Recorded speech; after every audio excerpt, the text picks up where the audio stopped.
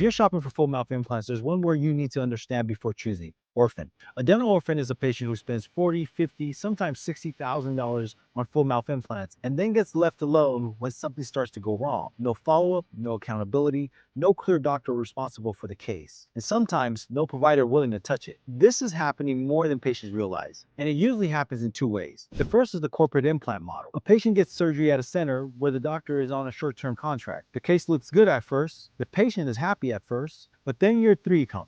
Something feels off. The bite changes, a screw loosens, the prosthetic starts rocking. The patient calls the office and finds out the doctor who placed the implants is gone. Different office, different city, sometimes different state. Now the new doctor is trying to understand a case they didn't plan, they didn't place, or they didn't restore. The second way this happens is the fly-in surgeon model. The patient meets the surgeon the morning of surgery, the surgery gets done, the surgeon leaves, and when problems show up later, the patient realized there was never a long-term relationship built around the case. That's how full arch patients become dental orphans. They paid for the surgery, they paid for the smile, but they didn't get continuity. And with full mouth implants, continuity matters, because implants usually don't fail in the parking lot. They fail in year 3, 4, and 5 when the case actually gets tested. So the question is not just who can place my implants. The real question is who's still responsible for me when something needs fixing. That's the part patients have to understand before they choose, because the worst time to find out you're alone is after the problem has already started. Save this and follow for the Dental Orphan Series.